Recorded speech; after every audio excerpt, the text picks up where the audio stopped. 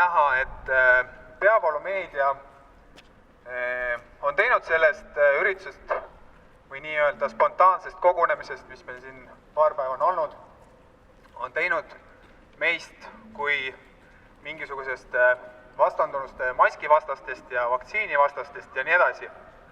Kui te nüüd vaatate ringi, kas te näete mõnda plakatit, kus oleks mask ja kriips peal või mingisugune vaktsiin ja kriips peal, siis te näete, et tegelikult need inimesed ei ole täna siia sellepärast tulnud. Ja tegelikult asi on hoopis tõsisem.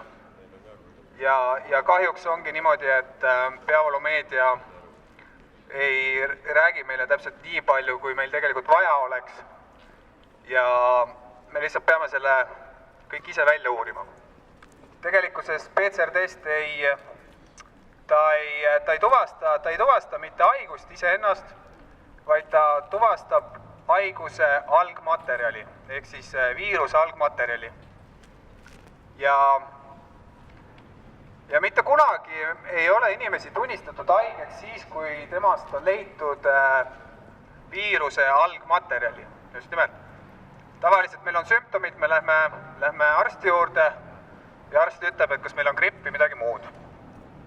Nii, ja kui me nüüd leiame selle viiruse algmaterjali, siis tegelikult ei tohi ära unustada seda, et kui sellest nüüd peaks hakkama kujunema viirus, siis tegelikult see on see koht, kus hakkab inimese immuunsüsteem hakkab tööle ja ta võib sellest algmaterjalist saada niimoodi võitu, et sul ei tekigi sümptomeid.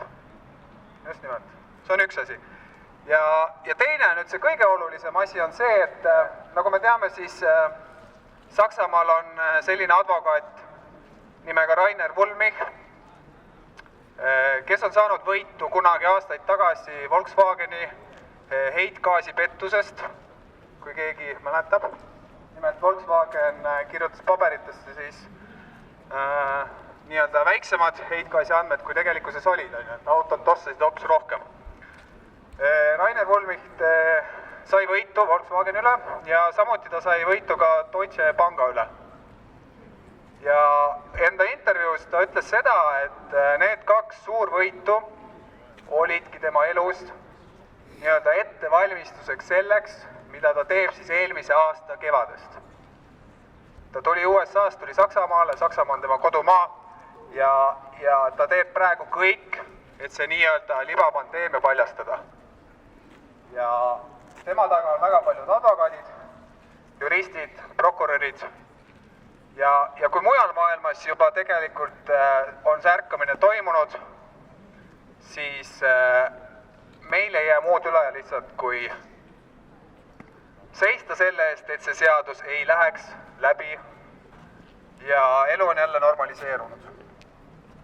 Ja nimelt tema üheks põhitõendiks ongi just nimelt need see PCR-testide alused, mis siis on niimoodi, et oli üks teadlane, kes ütles, et me kasutame siis nimelt selle haiguse tuvastamiseks seda platvormi, PCR-teste. Kui hakati selle testiga siis nii-öelda seda haigust tuvastama, siis 22 teadlast võtsid selle põhja ette ja leidsid sealt väga palju vigu. Ja ma arvan, mis selle asja nimi on siis Corman-Trostoni publikatsioon, kes teab. Ja ma arvan, et praeguses kriisis on see kõige olulisem dokument, sellepärast, et kui neid tsükleid teha üle 35, ehk siis iga tsükkel on nii-öelda, kui palju seda algmaterjali paljundada, et kui palju otsida, et seal mängib see roll, et mida rohkem otsida, seda suurem võimalus on sealt midagi leida. Ja oluline nüanss ongi see, et kui me teeme üle 35 tsükli, siis on tegemist, siis positiivse tulemusega on tegemist tegelikult surnud viirusega, mis ei nakka. Ja 97% positiivsetest tulemustest on tegelikult negatiivsed. Ja täna me teame, et Terviseamet teeb 45 tsüklit ja Synlab teeb 40. Abi!